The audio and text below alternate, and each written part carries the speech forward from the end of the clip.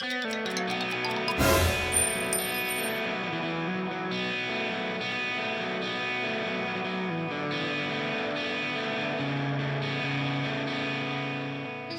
and welcome to the Rat Nest Podcast, episode 78 with Charles Glaubitz. Hey! The man, the myth, the legend, Charles Glaubitz. How you doing, man? I'm doing pretty good. How are you doing, guys? Really good. Better now that you're here with us, man. It's been a long time since we got to sit down and bullshit. Yeah, it's been a couple of years. It's been I think I was like on the first couple of interviews when you guys started. I think we were still wearing masks like around each other when we started doing this. So, you know, beginning pandemic, mid-pandemic, 2020, 2021. Yeah. Shit. Damn. And I think we've gone through 3 different studio settings since then. We were in Matt's spare room, and then we were in my kitchen for a while, and then now we're over here. So at least you get to join us with our awesome new studio space with so much of your work behind us. It really does. That's awesome. You should put the ones that were in Matt's space, that the guest sessions, and then the other ones that were in your kitchen, the kitchen sessions, and then you can call this the Illuminati sessions. Hey, let's go. See, and that's why we love having you on, Charles. You're always there to offer us the advice we need to hear as young kids that don't know what the fuck we're doing. And two, I don't know if we told this in the first. I know we've told it to people since then, but when we talked last time, the whole reason we even do this shit is because you're like, maybe you guys should do a podcast. And we're like, oh fuck, maybe we should. That's not a bad idea. And you guys listen to me. That's where you guys went wrong. I'll say the opposite, man. To be honest with you, this podcast has been one of the most fun experiences that we've gotten outside of working with the artists. Like getting to talk to people and getting to chat with people is, dude, it's a whole different experience that most people don't get in life. Just to sit down and talk with artists and creative people for an hour at a time. And we've done it now 75 or 76 times. It's awesome. And so I have to say thank you for the slight nudge that you gave us in the direction to like, yo, do more than just the website. Like actually interview the artists and let people get to know them, because we wouldn't be doing this if it wasn't for you. Shucks, man. Well, you're welcome. Yeah, that's a good answer. I love it. Oh, shoot. All right, man. So we're here just to chit chat, catch up. We've worked together since the inception of Rat Nest. You did our branding. You were nice enough to extend the invitation to let us do the US distro for you. And it's been nothing but a blessing. Like, you know, maybe that it's not as lucrative as we'd all hope, but that shit, it keeps us busy and it's fun to be creative. It's fun to be a part of the scene. It's fun to do these pop-ups. It's fun to have the store, you know, so just thanks for working with us and sticking with us for the last couple of years. I know you have a lot of options, but let's get into it, man. Enough of us patting you on the back. Yeah, we're just gonna kiss your ass for an hour. Yeah, please do. I'm just gonna put my ass on the camera and let you guys just wing it from there. Yeah. Yo, I had you as a teacher. I know you like compliments. You like to talk shit and get compliments. It's all right. That's the best ego rub you can get.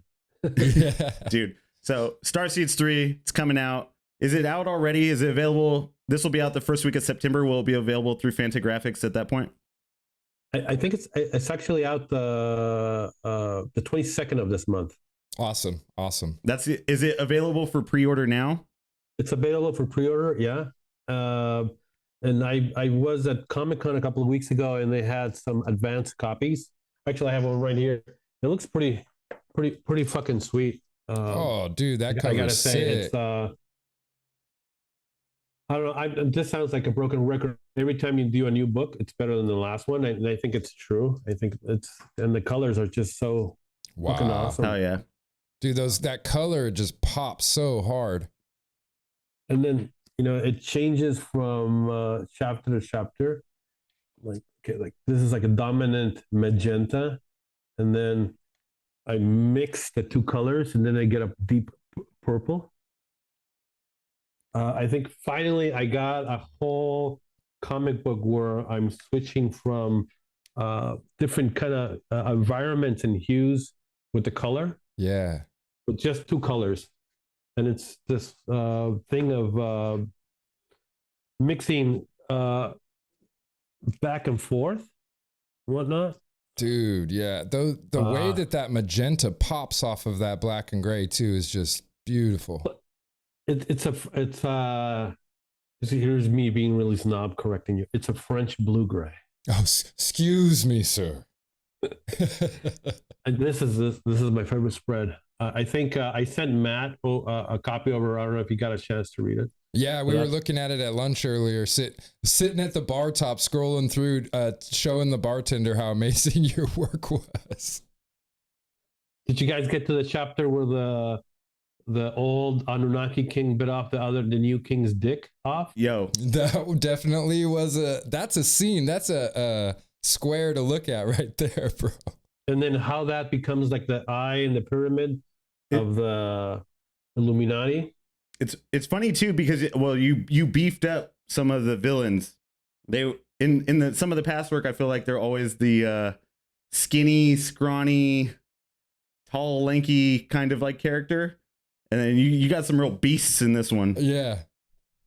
Well, that story comes from Sakurai Sitchin's translations of the Sumerian tablets. Oh, like okay. the first guy to translate those, and this is like the oldest West Mesopotamian Babylonian myth.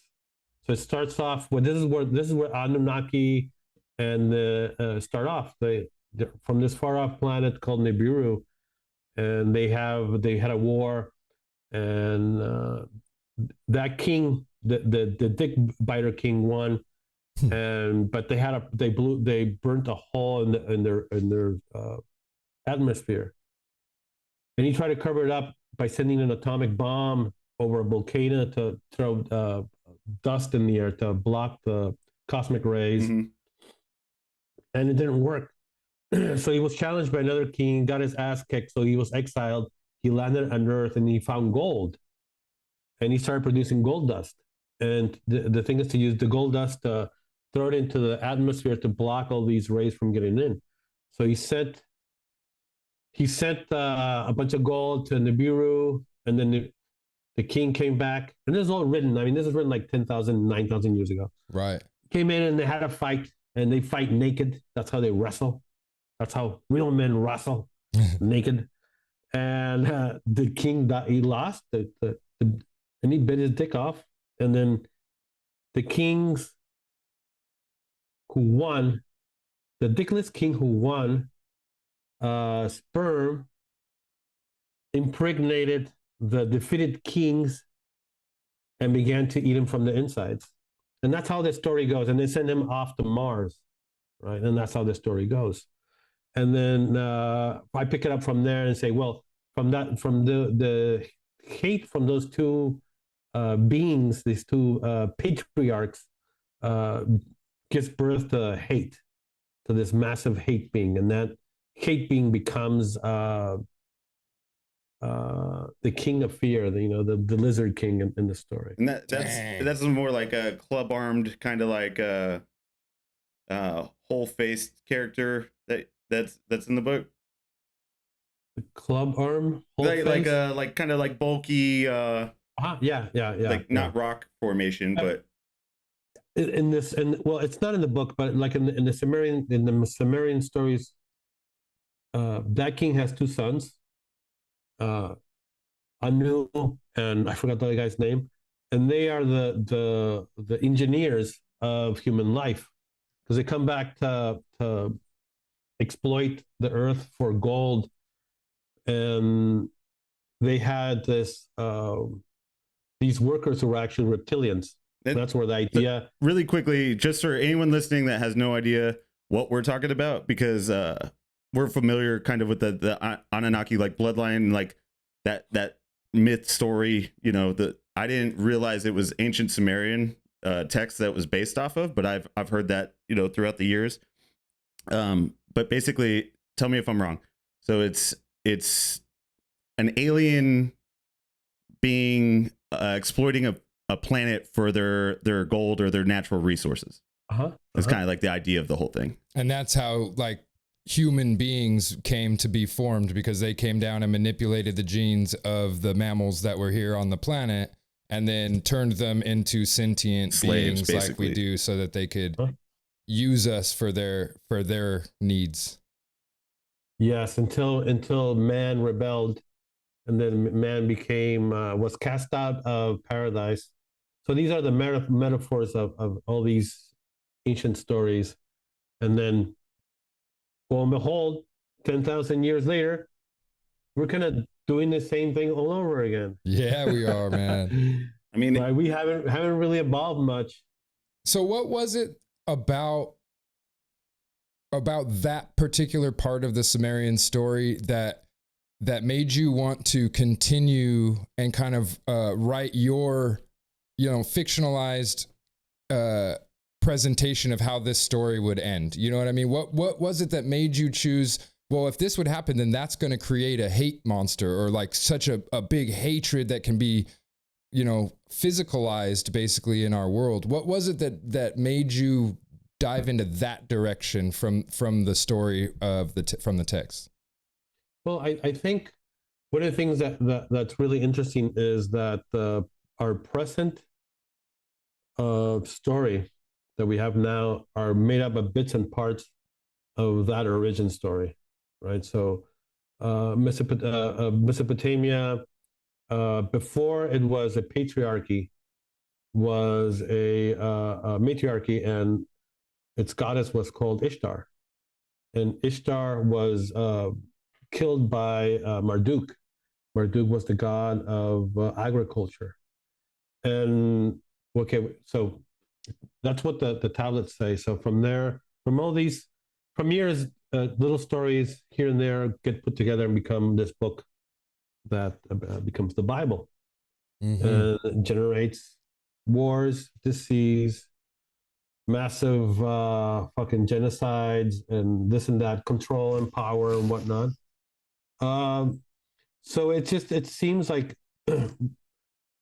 to me, I guess what I take from that is that we are a result of those stories, and not a lot of people actually know where our society comes from. So it's like, take these old stories, these mythologies, and introduce them in a story, but to try to not bring awareness, but make a metaphor that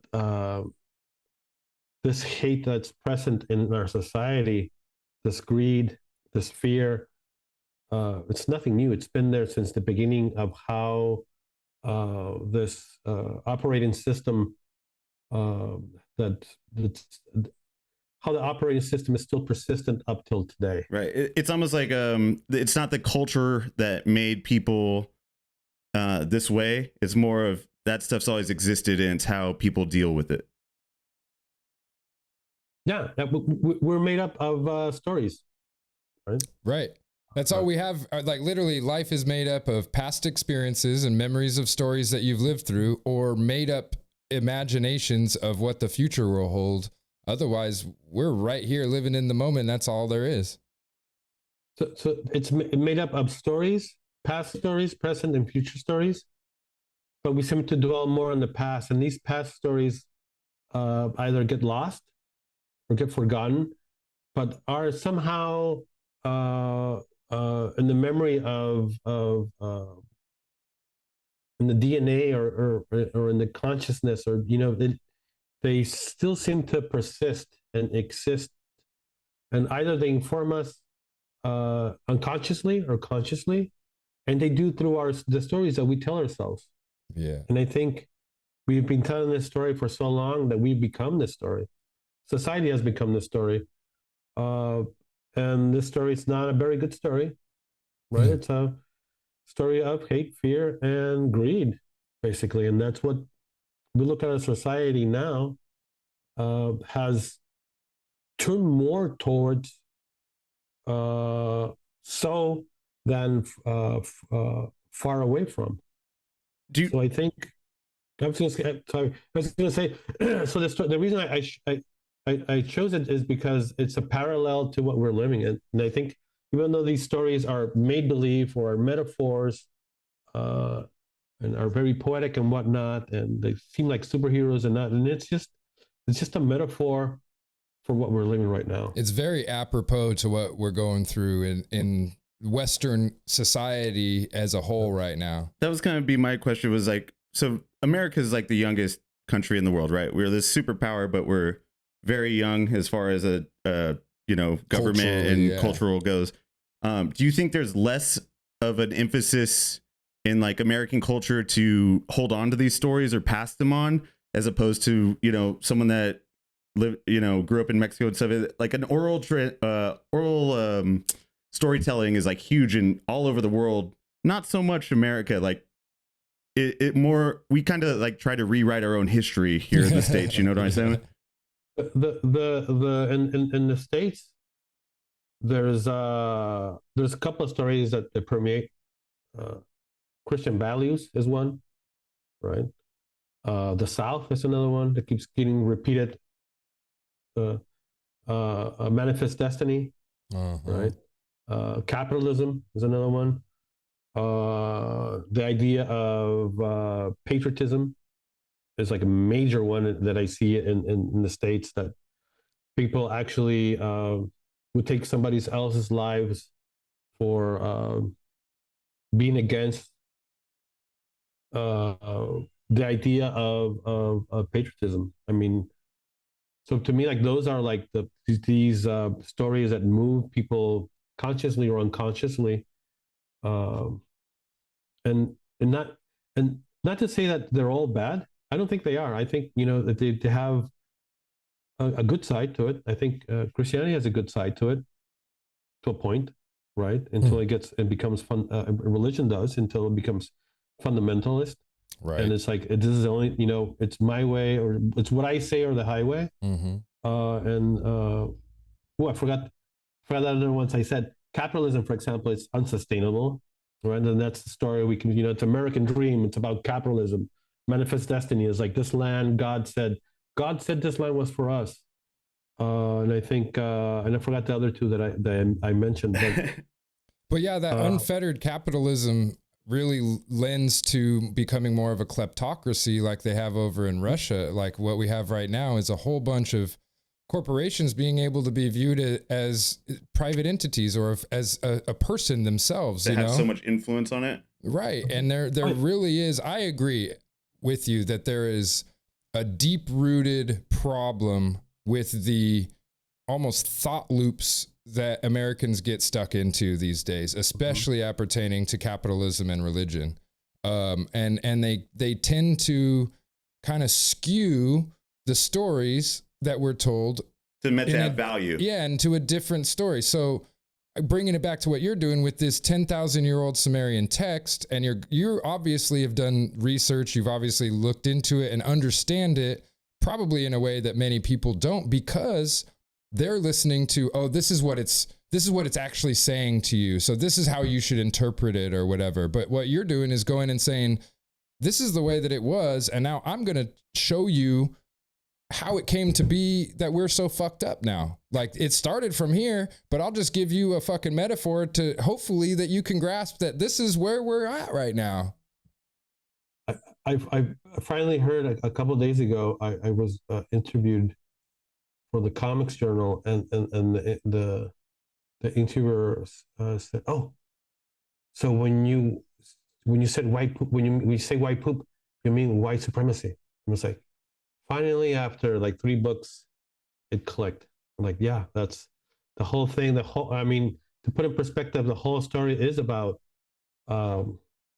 it's about all these stories, ideas that we've created as humanity that just wants to, fucking kill somebody. Somebody else is different. Somebody who thinks different, wants to.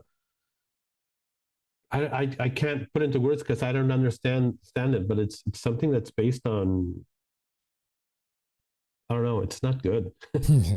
So it sounds like there's a lot of personal insight going into particularly this third Starseeds book, where you are telling a story, but from a very specific place and a very specific intention in your head, as to say, like, look, guys, kind of almost like a wake up call, right? Well, yeah, I think if you I'm not going to try not to give spoilers, but I guess in the third book we realize what the story is and what the characters are, right? And I'll spoil it a little bit. Their ideas, and their ideas about Starseeds is more of ideas about brotherhood, compassion, love, more human things, and those ideas have not won throughout the world, right? They're not. Mm-hmm. I mean, they exist. It's out there. I mean, there's a lot of people in the world who feel the same, that the center of our society is these ideas, which are more humane, are not the social structures of it, right? Yes. Social structures are other things. Social structure seems to come down to, like, how can I be in control, or how can I be the one at the top of the pyramid right now, where the reality is it all ties in. It's like capitalism is like money is power. Fucking the more money you have, the more power you have, the more in control you are. Then, and that's when greed sets in, and that's when hostility sets in, and you lose. I'd religion to that. And if you have money and power, then you're blessed by God. Right. That's what they say. If you're not, if you don't, you're not blessed. And then here we are. All we're hoping is that we get paid off of doing this shit one day. We're like, yeah. You know what I mean? Like, yeah. And I'm like, fuck that. We're all blessed. We are. Hell yeah. We created a system that lets other people exploit the planet and other people. I think there's an inherent desire in humans to work together. And so you have some people that are like, yeah, let me help you get to your goals. Let me help you achieve what you're trying to do. And if that person that they're helping is greedy or is dishonest or doesn't have the values that they should, then now they are literally taking advantage of someone's kindness just for the sake of being human. They're there to just help and to be a good societal person. And you literally throw one bit of greed into the equation, and now that entire stasis is completely off balance. There's a Bible story for that. Okay. Remember that I said before that this was a matriarchy, and then Marduk won? Marduk basically turns in human stories. He's a god of agriculture. He pretty much becomes Yahweh. Yahweh is like the biblical god, right? And he's the one who said to Abel or Cain, I can't mix those two, get your brother, kill him, sacrifice him, because he's not using his land, right? And then if you can use your land better, you'll be more blessed by me. So just to echo what you said, that idea is still present today. And that's what, to me, when I think about capitalism, that's what it's about. And I think I don't have any problem with money. I don't have a problem actually, with I think the actually inherent problem with capitalism is that if you can exploit other people, right, then you should do it. And then when you do it, then it's okay, because it's how we live, and you shouldn't really have any compassion if they can live or not live with any money or not, right? Or if they have to work 3 or 4 jobs just to have like a living wage to be able to pay rent and food. Yep. But because you're a millionaire, you've been blessed, this and that. And it's like, that's fucked up, because, if the only thing that separates in that kind of frame of thinking separates one person from another, it's just money. Right. If you put those two people in the same fucking room, drop a bomb, they both would be fucking disintegrated. Right. So, there is no actual separation other than the one we've created in our stories, that has created ways of thinking, and these ways of thinking have become these systems of where we are now. You know, I mean, and I think it actually stems deeper than just like a fiat currency, but it really comes down to a selfishness or control over other people's energy. You know, that's kind of the way that I view greed, is when one person or group is able to take over another person or group's energy and their ability to provide and dictate it according to their own will, shit, yeah. rather than to the benefit of the person that is they're taking their energy from, right?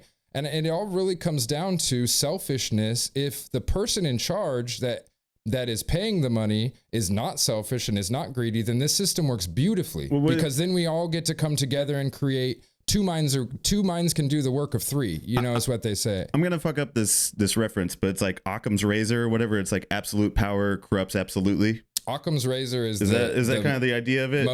The most obvious answer is usually the right one. Is Occam's razor, but there is another there's one. Something that I'm thinking of where it's an old writing, but like that's the idea of like, you know, communism works on paper, but it's like it only takes one person to fuck shit up. Right. People get power and then they get greed and then they exploit things. It happens in everything: socialism, communism, capitalism. I think there's certain societies where things work better, right? I mean, if we look at the fucking Vikings and whatnot, you know, people somewhere like in Sweden or Denmark, you know, something that they call social capital, social democracy, social capitalism, where there's money for society, right? From your taxes, right? You pay a lot of taxes, but socially, schools are free, roads are well, public transportation, money for medicine, dentist, culture, this and that, right? So here in the States, it was like that, I guess, all up to Reagan. He dismantled that shit. Right? Yeah, dude. Reaganomics, all the social programs and shit he took away. And yeah, it's not illegal to be crazy. And yeah, now we have a lot of homeless people that are fucking crazy now. And it kind of stems from that. Anyways, we could get on this shit like all day if you want to get on this shit. I don't want to watch another Charles Glaubitz interview. They're such a fucking downer. Yeah, we're gonna get hate mail, dude. Yeah, when did you become an economics professor, bro? I thought you were an art professor. I don't know, man. I just read. Hell yeah. Hey, that's the best thing to do in life is continue learning, man. It'll never hurt you. That's why you're one of my favorite teachers, man, because you taught us what you're supposed to teach us about illustration, but you also just threw ideas at us of, I think half the class at least had never even fucking thought of in their life. They were like, what the fuck? I was like, yeah, this guy, reptilian gods, let's go. Let's go. Let's go.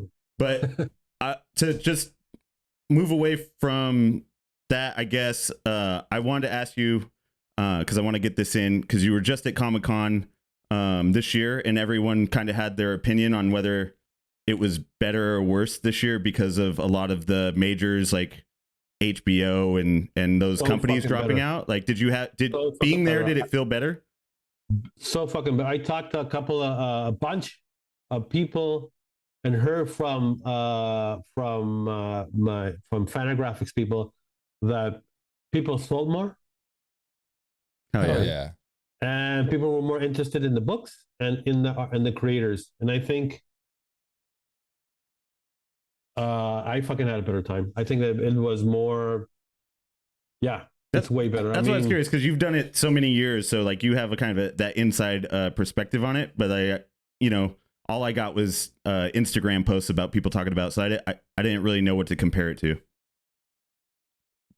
The majority of people that I've talked to, or that I know, obviously love comic books, right? So everybody was like, it's way better. People who I know who don't read comic books but like the regurgitated crap that the big corporations sell, they missed it.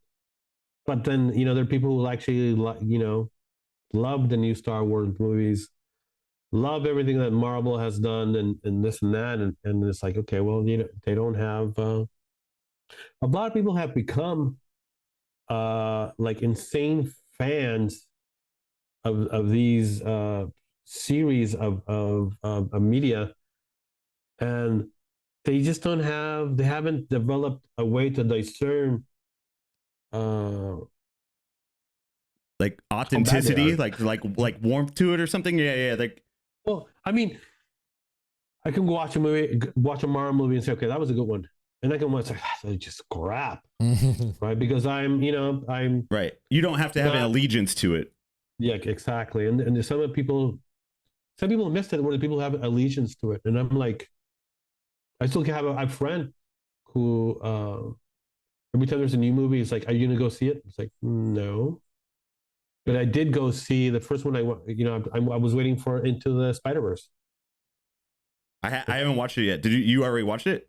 Yeah. So if there's something I do play allegiance to, is not so much to that story, but to the creative minds behind it, because what they did was set the animation industry on its head, and showed that in design and being creative, you can make art from something that's commercial. The first Spider-Verse might have been the best Spider-Man movie ever made.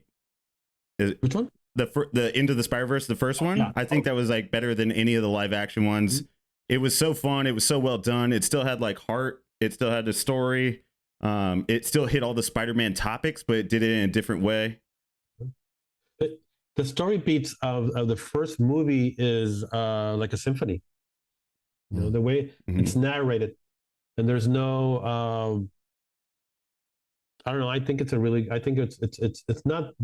There's no such thing as something as being perfect, but I think it's a really good movie, and I think it's a really good experience. Obviously, I can say that, but in hindsight, I've seen it like 25 times because I'm really into it, because I don't get bored. When there's nothing to watch, that's what I watch, because I'm either focusing on the story, focusing on the camera shots, right, the compositions or the colors, or focusing on the expressions, or focusing on the design of it.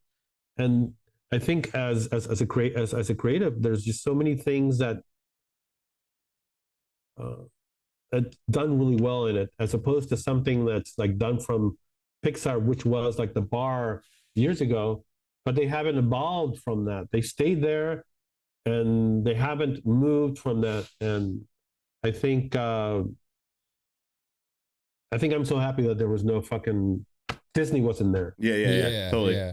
Well, it sounds like it kind of brought it back to like the original purpose of ComicCon. You mentioned a second ago about the color and like the design and like the layout when you're watching this, but I wanted to bring it back to the duality of the color in these books, because when you go through each Starseeds, do you use the same? What was the blue that we fucked up on? French mauve, or what did you say? Please, French blue gray. French blue gray. I gotta learn how to say that like in French, so it's more snot. Liquitex used to have a French blue gray color. I remember it. Yeah, I remember the name now that you said it. My favorite. Look at that cover for the Dark Star. That's French blue gray. Fuck, right? Dude, that's funny. But they don't make it anymore. Wait. So when I went into the book, making the books, I know that color works really well with any color. Yeah, that's a French blue gray. Yeah, that color goes really well with any color. Is it hard to find that mid-tone when you're doing something like this? Because your negative space and your blacked out space are going to be your 0 and your 100 on your scale. But then when you pick two colors kind of to work with on top of that, like how do you go through deciding what those are going to be? Because it's a gray, so it has so many values, right? Oh, okay. That's why I like painting with the blue gray. It's just like painting in grays, but it's not gray, because gray it's gray. There's no color to it. But if you French blue gray, it's cool. Yeah, right? it has that depth of color. Do you remember teaching us Cool Worlds with Hot Spots as a Yeah. as a painting That's class? the cover. That's what's going on in that cover painting. Mm-hmm. The Cool World. So it's a great. So you can have like so many different. You're gonna have like non-white, and it could be like a 10% gray, but still you're gonna see the difference between white and that gray. Mm-hmm. So when I was looking for the colors to print, I was like, I need to find something that's equivalent, and I found that it's a Pantone something. I forgot the number of it, but then I said, okay, I will use another color and begin to mix these two colors to make a third color. And the only reason I did that was because the books would be like $15 more if it was full color. Oh, got you. Yeah, gotta like, make it. You know, and the higher the prices the books are, the less printing they are. And these books are not printed that high because this is there's like 3,000 copies of each. There's a very limited run on these books. So it's like so you get a smaller run and you get smaller bookshelf space in the store. So $30 is like the norm. So it's like how to bring that down. It's like, oh, what if I use 2 spot colors, then combine them when printing to make a third color? Yeah, and dude, that is genius in my opinion. Not only that you're able, like obviously art teacher, you know color theory and are able to put these things together, but the feel that each book has because of the color choices in it and because of the, you know, in this in the first one, it's that blue and the yellow together, and that creates a whole vibe as you're going through the book. And so I guess what I want to ask is, did you strictly rely on your like intelligence as far as knowing color theory and what stuff goes together, or did you allow yourself to kind of feel that vibe that it's creating and like the almost voice that the color adds to the book? I can say with no doubt that no intelligence was used in any of this. No, I think when I made the first paintings I did for the Starseeds, which was called the Eternals, and back in 2006, 2007, I had a huge bucket of yellow and the blue-gray. And so I did those paintings were done in those 2 colors. Just based off necessity, because that's the color that you had at the time? Yeah, so I thought, okay, the first book will look like that. And then the second series that I did was pretty much what you have there in the Dark Star comic, the blue-gray and the kind of like the red, but this time I chose a salmon. Yeah. Because it was more, it's more kinder on the eyes. Yeah, it's not as hot less as hot. like a dark red. Yeah. And I chose magenta now because I don't know, magenta, and because it's another shade, it's another hot color that would combine with blue gives you purple. Mm-hmm. So I kind of I figured it out, and there I used color theory because I knew if I combine these 2, I could get that third extra color, and the book will look completely different from chapter to chapter. But it took me, I guess, the 2 first books to try to figure it out. It took me the first book. I made so many mistakes in the first book when I look at it that when I try to fix those in the second book, and then the second book I made some other mistakes that I fixed all the mistakes in the third book. And I mean, color-wise, you know, things that I see is like, that didn't work.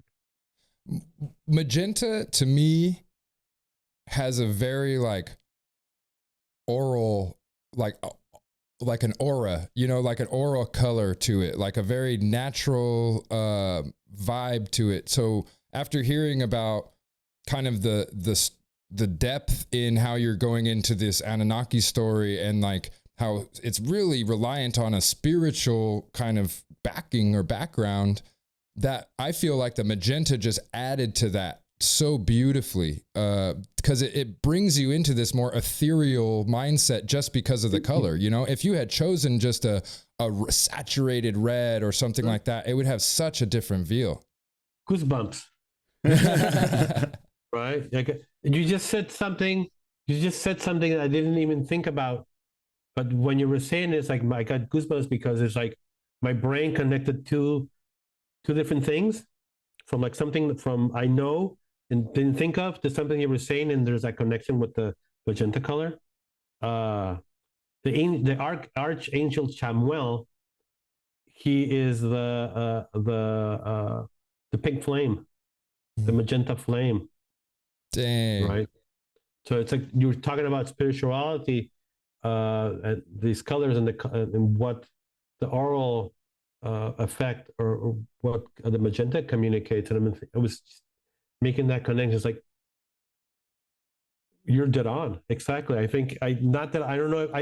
That's an unconscious choice, because I don't think I thought of magenta being a spiritual color, but I think definitely for, I guess sometimes intuitively you just like, it evokes it, and you knew it subconsciously that it was going to evoke that feeling that you wanted. You know what I mean? And it worked. It worked. As soon as Matt showed me the colors when we were going through it today at the bar, first thing was like, as I said, you can ask him, dude, that purple is awesome. You know, that color that it is, magenta, is fucking gorgeous. And it really speaks. It has a voice all of its own without even diving deep into the illustration. And that third book is the most, to me, it's the most spiritual of all three books. Right? I think that's so it's like sometimes, like I said, there was no intelligence used. There was only intuition. Yeah. You've been doing it long enough. You can feel what you want to put down. It's pretty wild, bro. I'm constantly like blown away in awe by the work you put out and the paintings you do. I want to ask you, when you're doing like commission work, say for like a brand or something, if they don't give you guidelines of like specific stuff to use, do you stay in a certain palette? Do you stay in a certain like realm where you're like, I know I can crush this in this certain way? Or do you ever experiment and just go wild with it? Because you can paint in every color. I've seen, very bright, vibrant colors with greens, pinks, yellows, purples, all on the same canvas. And then I've seen more like monochromatic or dual chromatic paintings from you. More so, I guess, in the comics, but also paintings like the one behind you. But is there something that you try to, that you can hit the nail on the head when you're doing like commission work for people? Well, in commercial work, when I'm told what to do is when I get paid the most. And when I'm not told, when I'm not told what to do is when I get paid the less. I enjoy doing both. Both is a different type of challenge. When it's a advertising agency job, usually everything that they want, they pretty much just give you a sketch of how they want it and how they have a branding of how the colors work, this and that. And this is from my experience working with Miller Lite. So can't deviate from it. I would work on it, do a color, get everything done, and then we'll send that back to them. Like, no, add more this, add more that. Yeah, because they've got a specific move this. Because they've got a specific marketing in mind that they need to attack. Mm-hmm. And so if you're off from it, then they can't change that. Yeah. And that's why, since I become kind of like their mouse, right? That's why they pay more. Yeah. That's, that and the usage that they have in the work. So it's like a larger creative fee and a larger, because when you charge, like in illustration and design, you charge for a creative fee and for the usage fee, mm-hmm. right? So their usage, when it's been like a national or international, you get more money. And when I've done smaller jobs where there's money's compared to the agencies is smaller, I pretty much have or ask for more freedom. Just to be clear, I just for my own. So a creative fee would be like the intellectual property fee, the usage of your original idea, and then the usage would be like the licensing. The creative fee is me sitting down and making it using my makeup mind, your style. Yeah, the creative making fee the is creative why they went to choices. you. Got right? you. And then usage fee is when that's done, how it's going to be applied. And how It's much they applied can on a use it mug, and on a to what shirt, level? Billboard, internet, radio, television, and then that's the application. And then there's for how many years or what's the time, right? Because they don't own it. So either you sell the, okay, you get it for 3 years, such and such. Oh, you want to own it, then that's full rights. Then you get such and such, right? So I'll give you an example. The first job I did for them was a design, and it was from ground up. They built a branding for their cans. That was the tall can series you did like maybe 10 years ago. Yeah, 8 years. Yeah. No, it was 10 years ago. 2013, 2014, like 8, 9 years. I was buying those tall cans like they're going out of style, dude. Crack. So I made like say 20 grand off that, right? Because it was a lot for the creative fee because it didn't exist, and then the usage fee on that was pretty high. And then my agent's like, "Do you guys want to own that?" It's like, no. So they bought that for a year. And they came back and bought that for another year for like less than 20. It was like 15. And then they came back the next year. It's like, okay, we want to own that. They realized, this is going to get expensive if we're just renting it every year. We want to own this. Oh, yeah. So they bought it, and they bought it for like another 20. So I made off like, I don't know, close to 60 of that design, which I'm hoping that comes back and happens again, because that was real nice. Oh yeah.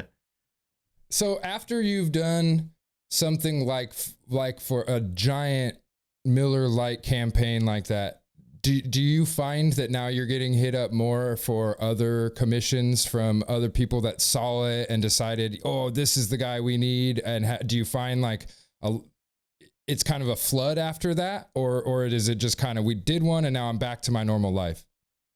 Yeah.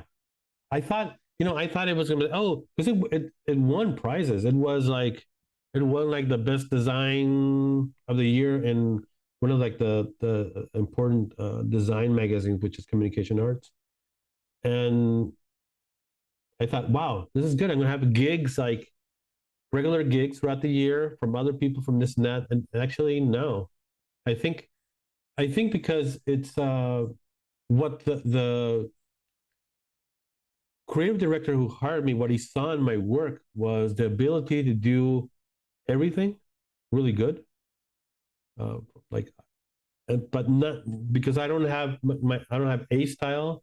Let's say this. I varied interest, so you could see that I have varied interest and can do mostly anything.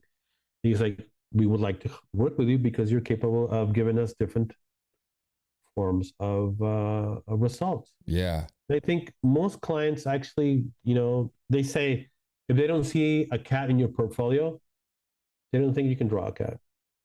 Oh, yeah. Right. So it's like, so they look at my work and it's like, what is this? And my work is, I don't know. It's pretty, I don't know. I don't know really. Well, I don't have an answer for it. Whatever it is, it's rad and it's eye catching and it pops, and the stories that you tell and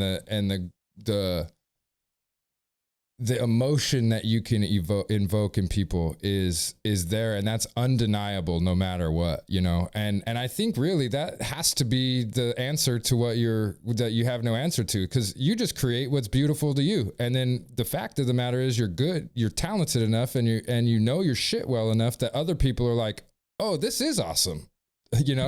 There's really no like there's no better way to explain good art than the fact just by saying, oh, it's good art. Yeah. Thank you. Yeah, no, I agree. You know, sometimes you just like this year, this is like a really down year for like commercial work. So it's like, so what's going on? What are the trends? And there's trends in illustration, right? And it's like, I don't want to do that. No, I don't want to do that. That was going to be a question I had for you, because back when you were a director too, you know, years ago when you were my teacher, probably before that, I don't know, when were you were working as the, I don't know, were you the creative director or art director of that company in San Diego? No, I was just a designer. You're just a designer? Oh, okay. Well, it still is relevant. Was there a need to find like the new next thing? Like if something was popular, it's like, you don't do that again because that's already been done. Like what's the new thing that's going to come? Like, is that how it's looked at? Well, you know, I think that's a pretty interesting question in illustration. I think it has to do with how they find the new thing, and the new thing is basically it's, you know, some marvelous kid who has graduated and has some really like super awesome skills, and sees the world and expresses his world or internal world or his interpretation of the world or illustration work differently, that sets different tones and trends, right? Yeah. So I could see like a bunch of new kids coming out and I look at their work like, wow, that's so fucking awesome. But their work is so far apart from what I do that, you know, if I would go like the trend route just to get jobs, then I wouldn't be me. And I guess one thing also happens is that I don't know, I've been doing this for 20 years. You have a long career. To me, it took me years to finally fucking find out who I was art-wise. And it's like, you know, not who I was, but with my work. And this is like 10 years ago, basically when there was like this huge click.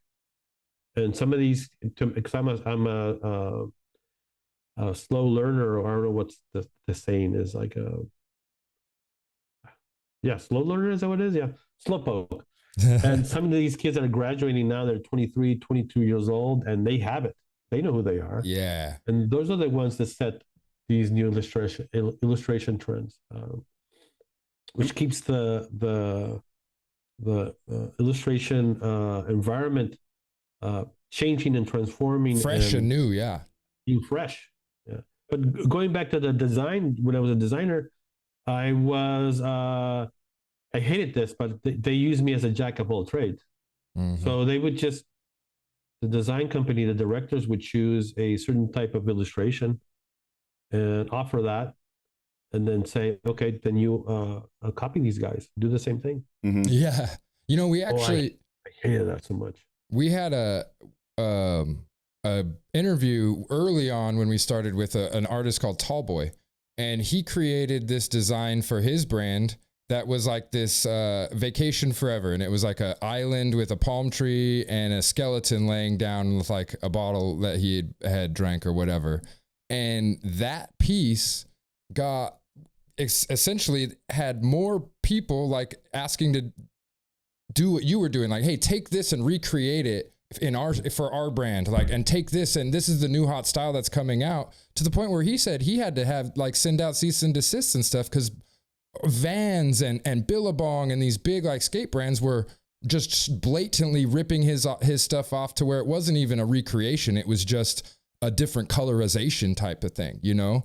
And so I think that there is, number one, there's really no room for that, right? Be an artist, create your own thing, like figure out what the new trend is, but make it your own. And then number two, for a company to just be pay the artist, pay the man. Exactly. For them to go, fuck it, rip it off, and we'll pay you as a cheaper artist than to actually pay the original guy. Get the original guy, pay him. Absolutely, man. Give it to them, because they're fucking billionaires. No, we're gonna try to, like, you know, cut corners here and there, and we just saved this and this much, you know, $30,000. And it's like, how much did you make in a year? Oh, we made $2 billion. It's like $30,000. It's like $3 to that. Yeah, right, exactly. And you probably, because you're saved. I mean, it's like, that's going back to the conversations about how capitalism is a pain in the ass. That's right. It's like there's enough money to go around for everybody. Yep. That's just the truth. But what the saying goes: if all the billionaires in the world gave money to everybody in the world, everybody in the world would be millionaires. Yep. Dude, I heard a comparison recently, and it said the difference between $1 million and $1 billion. $1 million is like one pallet worth of money. You know, you have a pallet and you stack up $100 bills on it to $1 million, and you have one pallet. $1 billion is a warehouse full of those pallets. It is 1,000 of those pallets to create $1 billion. It's an entire warehouse. Like the difference between $1 million and $1 billion is so just astronomically different and crazy, to the fact that when you're talking about money that is broken down into dollars and cents, single dollars and single cents, there's no comparison between somebody that is making $100,000 a year and spending $50,000 and someone that's making $1 billion a year and spending $500 million or $50 million. You know, there's not even a comparison as to the worth that value has to the rest of the person that's not a billionaire. You know, and it's nuts. Luckily, we're finally getting to an age where art is being respected in a financial realm, but unfortunately, anytime that happens, there's also the opposite effect that happens, where people want to try and get it as cheap and exploit it. AI. Yeah, well, that's a whole different thing, man. Dude. The new AI art is nuts. I think we talked about this a couple of years ago when it was like kind of on the brink of coming out, and we're like, this could be weird. And now it's just so prevalent that you could do anything with it. It is fucking too smart, man. I don't know. It's crazy. How would you feel? You know how that works? You know how it works? They scraped all the images off the internet, put them in a database, and let the AI go crazy. Mm-hmm. You know what? They didn't ask anybody's permission to do that. Right. And that's where they fucked up, because it's like when you download an app that says you don't want to share your data, right? Mm-hmm. My images are my data. You can't. Yeah, I put them on the internet, and you can look at them for free. But it doesn't mean you can use them. 100%. That's already going to court. They're not going to win, because it's there's already laws that defend that. That happens with Napster. That happened with the music industry, basically, where people are using riffs from other songs, and it's like, if you riff from a song, you got to pay that. Yep. So you riff from my artwork, then you got to pay that. It's interesting though, because before, so say 20 years. Hold on. So I pretty much said this like in my social media post, and somebody was like, came at me and was like, it's a democracy. Art should be democratized. And I'm like, when money is social or democratized, then art will be democratized. You don't start from art to money, because they're not sharing the money. Right. How can you? So when money is shared, then art will be free. Hell yeah. And dude, imagine, as much as in artists, we want to be like, oh, I'm a professional artist, or I'm a creator, and I make my living off creating art. But imagine if that wasn't the point, if it was just to create art because you didn't have to worry about your living or selling it or whatever. You know how much more beautiful art would be out there, and so much more creative. How much more beautiful the world would be? It'd be accessible, strange, and weird. Yeah. I mean, it'd be like, it would be like those AI simulations. Yeah, right? But in real life, yeah. Because people wouldn't have to worry about surviving, paying rent, food. We'd all be free to be creative. Oh yeah. Yep. Right? To share what we feel and what we see. And believe me, the world, I mean, it's really utopic, but the world would be so far off into the future. Yeah. Be so far off to some place where when we say, when we think about, something that's, so how beautiful can society become through art? It could get there. And yeah, man. Without the existence of money to survive and the beauty of accessible art and beauty just like around you in the world, think of how many things that would counteract that are shitty in our society. All right, dude. Well, that's perfect. We're gonna wrap it up. Anyways, like, dude, thank you so much for getting here today and taking the time out for us, man. This is always a pleasure sitting down and chatting with you. Sorry, my brain's someplace else. Hey, we got him thinking, bro. We got him thinking. That's why I like come and visit you, bro. When I go to your house and we just shoot the shit for 3 hours, and it's a one long conversation that leads into so many more. Like that leads into 3 hours of contemplation. Shit, bro. No, it's. Thank you, guys. It's always great to talk to you guys. I'm gonna take you up on that invitation, Matt. Oh yeah. Just give me a place to crash, and I'll drive up, and I'll bring Lou Shoot because I'm sure he wants to cuddle with you. And that was a joke. Yeah, we can all share the bed. It's fine. I got a king size. Anything you want to shout out? Anything that you've got coming up that you want people to know about or find online or search for that you want to give a plug to? Starseeds Volume 3 comes out on August 22nd. And if you haven't grabbed a copy of it, make sure to grab 1, 2, and 3. It'd be like the best $95 you would invest in a story. And because it's every time you read it, it'll give you a different riff on it, because it's a story that's poetic, metaphoric, and it's open to interpretation. So every time when you are in need of something to make you think about what it is you're going through in life, I think that's a good book to pick up.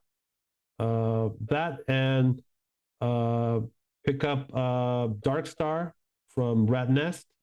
I've got to say that's one of my finest stories that I've written and illustrated, as well as Once Upon a Time in Tijuana, and also Amplituhedron, which I'm already late on the second issue, but now I finally figured out what it should be. It's going to be an anthology of everything that I'm working on. Nice. So you will find like essays, short stories, long stories that would continue from issue to issue, and not just Starseed stuff, but from all the other work that I'm working on. And I'm what am I doing? Well, my computer died. My scanner died, so I haven't been able to get number 2 going. But that will happen soon. Hell yeah! Well, we look forward to seeing anything and everything that you put out, man. We appreciate you working with us through Rat Nest and all of the advice and time and friendship that you've given us over the years, man. We really appreciate it. Thank you, guys. I appreciate you guys too. Thank you for for doing what you guys do. It brings joy to me, hopefully to others. The opportunity to have a platform when you guys share. And I think this goes off to anybody who has a platform to share ideas, to share artist ideas, to share ideas and creativity, to be multifaceted with different types of artists and interviews, and Matt for distributing my stuff in the States. Hell yeah. We gotta grow that. Yeah, man. Yeah, like I said, man, we wouldn't be where we're at without you, and I wouldn't be where I'm at in life without you either. And I never would have thought that shit. I thought you were just a mean ass illustration teacher, bro. Turns out he's the opposite. Turns out I'm just a sweet guy. Yeah. All right, dude. Well, we'll let you go. I know you got some stuff to go handle, but I appreciate it again, giving us the time and constantly checking up on me. And sometimes we don't talk for a little bit, and but I feel like we always pick up right where we left off, man. And I love you and appreciate you, bro. I love you too. And I appreciate you too, bro. And I love you and appreciate you too, bro. All love, brother. All right, man. You guys take care. This You has do been the another same. episode of the Rat Nest Podcast. You can catch us every Friday for the video on YouTube and anywhere you stream your podcast for the audio. Go to ratneststickerco.com for comics, books, zines by Charles Glaubitz, and more. Bye. Later. Guys, peace and love, guys.